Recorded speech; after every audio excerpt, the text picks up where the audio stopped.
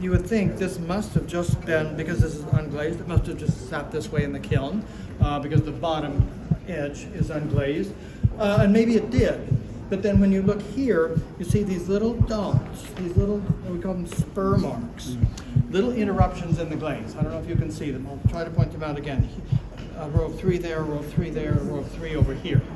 Now what that indicates, it probably did stand or sit like this in the kiln. But what do you think? I think there's something supported. They're firing supports, yes, firing supports. We call them spurs. And what they are, why does it need it? Can it support itself this way? Well, of course it would. But look at the top of this lid. It is convex. It curves up slightly. It's ever so slightly domed, if you will.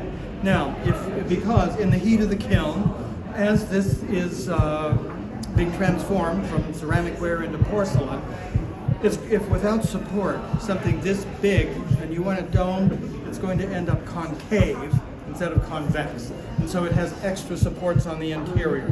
So these would have been like little stilts. It rested there, but then there were little thin poles that came up, if you will, to hold it exactly in place and to not permit this to slump in any way. And so it shows the technical finesse, the absolute sophistication of the potters in knowing they probably before tried it, didn't use them, and the results were a sagging cover. They realized, okay, if we want to do this and get it just right, we've got to support it during firing. And they knew how to do it, they knew how to meet the challenge, and they did. But when you see little things like that, it's too easy at first to think, oh, a little bit of damage. No, it's not damage. It's a little scar. Anything that touches the glazed surface during firing is going to be fused to it. So after firing, you have to break them away, and there's no way to break it away without leaving a little